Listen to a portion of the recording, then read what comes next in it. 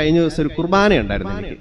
ഞാൻ ഈ ചേർത്തല പള്ളിപ്പുറം ഭാഗത്താണ്. അവിടെ നിന്ന് അങ്കമാലി ഭാഗത്തൊരു തിരുനാളിന്റെ വൈകുന്നേരം ഒരു കുർബാന ഉണ്ടായിരുന്നു. അതിങ്ങനെ ഞാനിങ്ങനെ ബൈക്കിനാണ് പോകുന്നത്. ബൈക്കിനിങ്ങനെ പോണ സമയത്ത് ഷർട്ടും പാൻസും ഇട്ടാണ്ടാ പോണത്. ലോവ ബാഗിലാണ് വെച്ചിരിക്കുന്നത്. കാരണം പൊടിയൊക്കെ അടച്ച് വെള്ളമല്ലേ, പെട്ടെന്ന് അഴുക്കാവുമല്ലോ. അതുകൊണ്ട് അവിടെ എത്തിയിട്ടിടാന്ന് കരുതി ഒരല്പം സ്പീഡിലാണ് പോയിക്കൊണ്ടിരിക്കുക. കാരണം ലേറ്റായി. അങ്ങനെ സ്പീഡിൽ ഇങ്ങനെ പോണ സമയത്ത് പോകുന്ന ആ ഹൈവേയിൽ, നാഷണൽ ഹൈവേയിൽ ഇപ്പൊ ക്യാമറയൊക്കെ വെച്ചിട്ടുണ്ട്. പക്ഷെ കുറെ നാൾ മുമ്പ് ഇങ്ങനെ പോകുന്ന സമയത്ത് അരൂരൊക്കെ കഴിയാൻ നേരത്ത് പിന്നെ പ്ലെയിനായിട്ട് കിടക്കിയ റോഡ്. നമ്മളാണെങ്കിൽ ലേറ്റ് ആകും. ഇച്ചിരി സ്പീഡിൽ ഇങ്ങനെ പോയി ആ കുമ്പളം ഫെറി എല്ലാം കഴിഞ്ഞതിന് ശേഷം സ്പീഡിൽ ഇങ്ങനെ പോയി കുറച്ച് കഴിഞ്ഞപ്പോൾ 2 പോലീസുകാർ കൈകാട്ടി. രണ്ടുപേരിങ്ങനെ കൈകാട്ടിയിട്ട് നിർത്ത് സൈഡിലേക്ക് വാ എന്നൊക്കെ പറഞ്ഞു. തീർന്നു. നമുക്കറിയാമല്ലോ സ്പീഡ് കൂടി എൻ്റെ പൊക്കിയതാണ്. അവർ വിളിച്ച് സൈഡിലേക്ക് വരാൻ പറഞ്ഞു. ഒരു ഹിന്ദു ആണ് ഒരാൾ, കാരണം മലയ്ക്ക് പോകാൻ വേണ്ടി മാലയൊക്കെ ഇട്ടിട്ടുണ്ട്.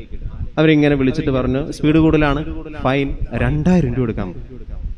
നമ്മുടെ കയ്യിൽ 2000 രൂപ. ആ സമയത്ത് സാറേ നമുക്ക് ഷട്ടൊക്കെ ആണിട്ടിരിക്കുന്നത്. നമുക്കത് സാറേ പ്ലീസ് ഫൈൻ കുറക്കണം പ്ലീസ്, ഇനി ഉണ്ടാകത്തില്ല. അങ്ങനെ കുറെ കഴിഞ്ഞപ്പോൾ അങ്ങനെ ഫൈൻ 500 ആക്കി. അങ്ങനെ ഇരിക്കുന്ന സമയത്ത് 2 പേരില്ല ഒരാൾ എന്നോട് ചോദിച്ചു അച്ഛനാണേലും ചോദിച്ചു. ഞാൻ പറഞ്ഞു അച്ഛനാണ്. ഓക്കെ, ഫൈനൊന്നും വേണ്ട, കുഴപ്പമില്ല, നോക്കി കൺട്രോൾ ചെയ്ത് പോകാൻ പറഞ്ഞു. അപ്പോൾ ഞാൻ താങ്ക്സ് ഒക്കെ പറഞ്ഞിട്ട് ഇങ്ങനെ പോകാനായിട്ട് പിന്നെ ബൈക്ക് സ്റ്റാർട്ട് ചെയ്തപ്പോൾ ഞാൻ ആ പുള്ളിക്കാരനോട് ചോദിച്ചു. പുള്ളി ആ മലയ്ക്ക് പോകാനായിട്ടൊക്കെ മാലയൊക്കെ ഇട്ടിരിക്കുന്നത്. ഞാൻ ആ പുള്ളിക്കാരനോട് ചോദിച്ചു, സാറിന് എങ്ങനെ മനസ്സിലായി ഞാൻ അച്ഛനാണ്? ഞാൻ ഷർട്ടും പാൻറ്റും ഒക്കെ ഇട്ടിരിക്കുന്നത്, പിന്നെ എങ്ങനെ മനസ്സിലായി ചോദിച്ചു. ആ പുള്ളിക്കാരൻ പറഞ്ഞ മറുപടി ഇതാണ്, പോക്ക് കണ്ടപ്പോൾ മനസ്സിലായി ഭാര്യയും മക്കളും കുടുംബം ഇല്ലാത്തവരണോ. അത്രയും നമ്മുടെ ഈ സ്പീഡ് ലൈഫിനെ പറ്റി ഒന്ന് പറഞ്ഞു. പലപ്പോഴും കുമ്പസാരക്കൂട്ടിൽ നിലവിളിക്കുന്ന അപ്പച്ചന്മാരെ കണ്ടിട്ടുണ്ട്. ഒന്നുമില്ലായിരുന്നു അച്ഛൻ, പുറത്തൊക്കെ പോയി കഷ്ടപ്പെട്ടുണ്ടാക്കിയത്. പുറത്തൊക്കെ പോയി കഷ്ടപ്പെടുമ്പോൾ എന്റെ ഉള്ളിൽ എന്റെ ജീവിത പങ്കാളിയും എന്റെ പേരൻസ് എന്റെ മക്കളും മാത്രമേ ഉള്ളൂ. ഇന്നെല്ലാം നേടി, വലിയ വീടും എല്ലാ ടൈപ്പ് സംഭവങ്ങളും എന്റെ വീട്ടിലുണ്ട്.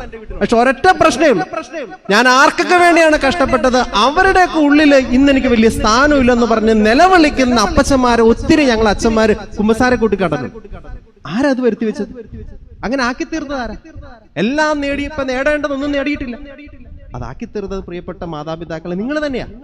അവരോടൊപ്പം ഇരിക്കാനായിട്ട് വൈകിയ നിമിഷങ്ങളില്, അവരെ മനസ്സിലാക്കാൻ പറ്റാതെ പോയ നിമിഷങ്ങളില് പിന്നെ നേടിയതൊക്കെ വെറുതെയാ. അപ്പൊ ഇവിടെ നിൽക്കുന്ന അപ്പച്ചനും അമ്മച്ചിക്കും ഒക്കെ വലിയ റോളുണ്ട്.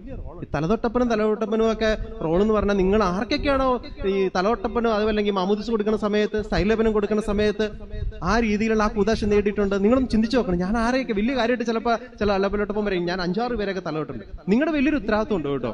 ഈ മക്കളൊക്കെ ദൈവിക ചൈതന്യം തന്നെയാണോ വളർന്നു പോകുന്നത്? അപ്പൊ കൊച്ചുമക്കളെ ഞാൻ വേറൊന്നും പറയുന്നില്ല, ഇന്ന് പോകുന്ന ഒരു ചൈതന്യം ഉണ്ടല്ലോ, അത് നഷ്ടപ്പെടുത്തരുത്.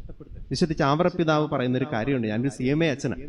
ചാവറപ്പിതാവിന്റെ ഒരു വാക്കിതാണ്, മാമോദീസായില് പരിശുദ്ധ കുർബാനയില് ഞാൻ സ്വീകരിച്ച ദൈവവരപ്രസാദം മരണം വരെ ഞാൻ കളഞ്ഞു കുളിച്ചിട്ടില്ല.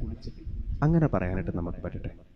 ഈശോയോട് ചേർന്ന് കിടക്കണം. ചില സമയങ്ങളിലൊക്കെ ചില ബുദ്ധിമുട്ട് വരുമ്പോൾ വേറെ ഒന്നും ചെയ്യേണ്ട മക്കളെ, ഈ പള്ളി വന്നിരുന്നാൽ മതി. പ്രാർത്ഥിക്കാനൊന്നും പറ്റത്തില്ല. ചില സങ്കടങ്ങളൊക്കെ വന്നു കഴിഞ്ഞാൽ ചില നല്ല ഫ്രഷ് ആയിട്ടിരിക്കുമ്പോൾ ഓക്കെ, അല്ലെങ്കിൽ നമുക്ക് ചില സങ്കടങ്ങളൊക്കെ വരും, പ്രാർത്ഥിക്കാൻ പറ്റും. പക്ഷേ പള്ളി വന്നിരുന്നാൽ മതി. ഇതിപ്പോ വെയിൽ വന്നിട്ടുണ്ടല്ലോ, വെയിലത്ത് ആ മെറ്റലൊക്കെ ഉണ്ടല്ലോ, കല്ലൊക്കെ ഉണ്ടല്ലോ, കുറച്ച് കഴിയുമ്പോൾ അത് ചൂടാവും. അത് ബോധപൂർവം ചെയ്യുന്നതാണോ? അല്ല. ഇതുപോലെ തന്നെ ഈ ദേവാലയ സന്നിധിയിൽ ബലിപീഠത്തോട് വന്നിരുന്നാൽ മതി. പ്രാർത്ഥിച്ചില്ലെങ്കിലും കുഴപ്പമില്ല, നിങ്ങൾ പോലും അറിയാതെ അഭിഷേകത്താൽ നിങ്ങൾ ചൂടാവും. ഈ തിരുസന്നതിയിൽ നിന്ന് അകന്നു പോകാൻ ഇടവരാതിരിക്കട്ടെ. ഇന്നത്തെ ദിവസത്തെ പ്രാർത്ഥനകളും സ്നേഹവും ഒക്കെ ഒത്തിരി സ്നേഹത്തോടെ നേരുകയാണ്. പിതാവിന്റെയും പുത്രന്റെയും പരിശുദ്ധാത്മാവിന്റെയും നാമത്തിൽ ആമേൻ.